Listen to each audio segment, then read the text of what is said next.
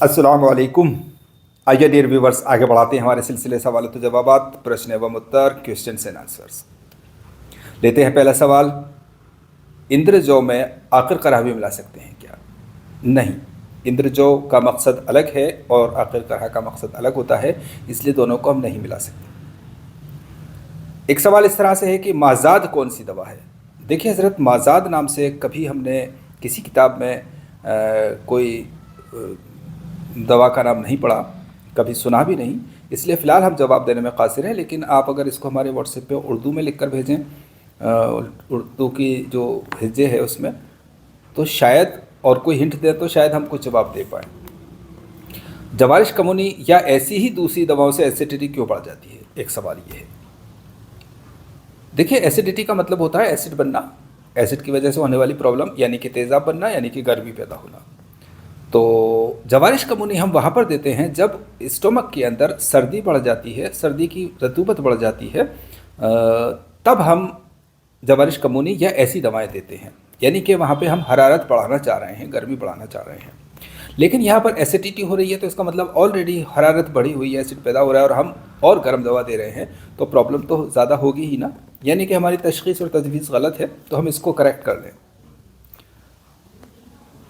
एक सवाल ये है कि जवारिश कमूनी कबीर और दूसरी जवारिशात पर भी वीडियो बनाएं। देखिए, हमारे जवारिशात पर बहुत सारे वीडियोज़ हैं, हमारे चैनल पर जाइए, वहाँ तसल्ली से देखिए, आपको सारी जवारिशात के बारे में बहुत डिटेल से इन्फॉर्मेशन मिलेगी।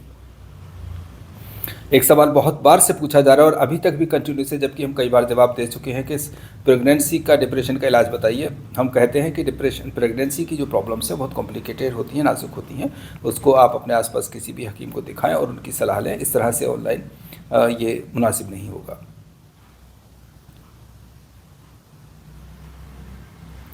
मोहम्मद शकील साहब कहते हैं कि मुझे अपना शागिर्द बना लो। देखिए, सच तो ये है कि उस्ताद की तलाश में हम भी हैं, और यूं जो भी किसी से कुछ सीखता है तो वो उसका शागिर्द होता है। ज़कावत हिस्स में बैरूनी तौर पर इस्तेमाल होने वाली दवाओं के नाम बताएं। देखिए, ज़कावत हिस्स के बारे में हमारा एक वीडियो है, उसमें सब कुछ डिटेल में है, आप उसको एक बार देखें, फिर इंशाल्लाह आपको इस सवालों का जवाब मिल जाएगा।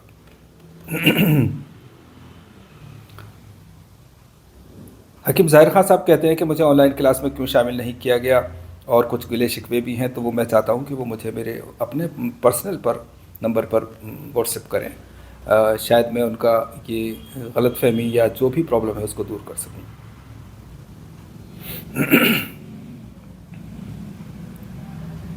एक सवाल यूँ है कि इंद्रजौ का ज़िमात कितने दिन करना है? इंद्रजौ का ज़िमात हफ्ते, 10 दिन, 15 दिन काफ़ी होता है बस। एक ख़ास सवाल ईर्षा, ईर्षा के बारे में हमें अभी एक वीडियो अपलोड किया था, उसमें ईर्षा को फ़ारसी में आसमा नबूनी और अरबी में आसमा नजूनी कहते हैं, हालांकि दोनों ही नाम चलते हैं, लेकिन आसमा नजूनी ज़्यादा चलता है। ये कहते हैं कि इस वीडियो में कई बार आसमा का नाम आया, ये क्यों?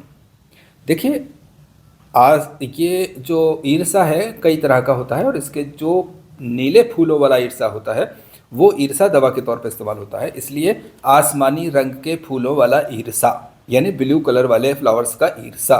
यहाँ पे आसमा से मतलब है ब्लू कलर, आसमान का जो कलर है, स्काई कलर जो है।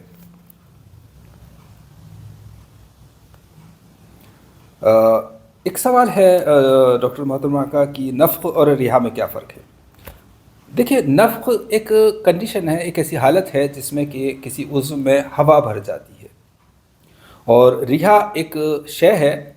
रिहा, रिह का प्लूरल है, बहुवचन है, जमा है। रिह यानी एक, यानी गैस, यानी हवा, रिहा यानी बहुत सारी हवाएं, कई तरह की हवाएं।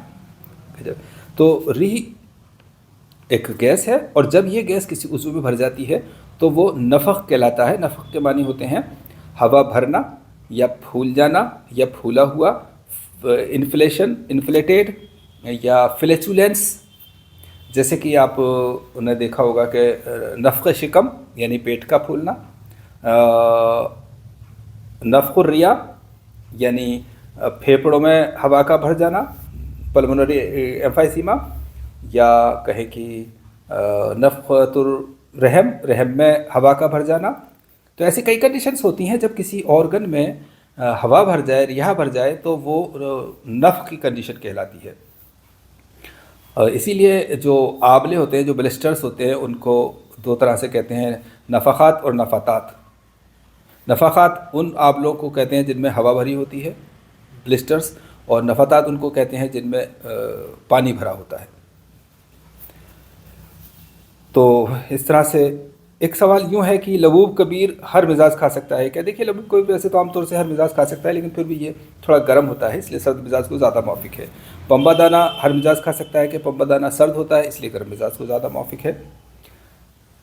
एक थोड़ा सा अजीब सा सवाल जो कि थोड़ी सी नासमझी है, जवारिश शाही में पड़ने वाले धनिया को रोगन बादाम या घी में चर्ब कर सकते हैं कि या भून सकते हैं क्या? देखिए, जवारिश शाही को इस्तेमाल करने का मकसद है इंसानी जिस्म की गर्मी को दूर करना और ठंडक पहुंचाना। जब हम किसी चीज़ को भून लेते हैं तो उसके अंदर गर्मी आ जाती है, उनके अंदर कब्ज़ पैदा हो जाता है, हरारत पैदा हो जाती है, तो इसलिए हम उसको नहीं भूनेंगे। दूसरी बात, रोगन बादाम एक गर्म तेल है, इसलिए उसमें हम सर्दी देना चाह रहे हैं और गर्म तेल से उसको सर्व कर रहे हैं, मिला रहे हैं, तो वो उसका मकसद ख़राब हो जाता है। यानी बिल्कुल वैसा है जैसे आप कहें कि मैं छाछ में थोड़ी सी चाय डाल लूँ क्या, तो शायद छाछ उतनी ठंड नहीं करेगी, लेकिन ऐसा नहीं होगा, नुकसान। एक सवाल बहुत टाइम से चल रहा है कि ऑनलाइन क्लासेस का तसलसल का निज़ाम बनाएं। जी हाँ, मैं इसी फ़िक्र में हूँ और इंशाल्लाह बहुत जल्द इसको हम करेंगे, लेकिन अभी फ़िलहाल माह रमज़ान में ये मुमकिन नहीं है, और ईद के बाद इंशाल्लाह हम इसको एक प्रोग्राम के तहत शुरू करेंगे जो कि बेसिक से लेकर के और हाई लेवल तक चलेगा इंशाल्लाह, एडवांस तक चलेगा इंशाल्लाह। तो फ़िलहाल इतना ही। अल्लाह हाफ़िज़।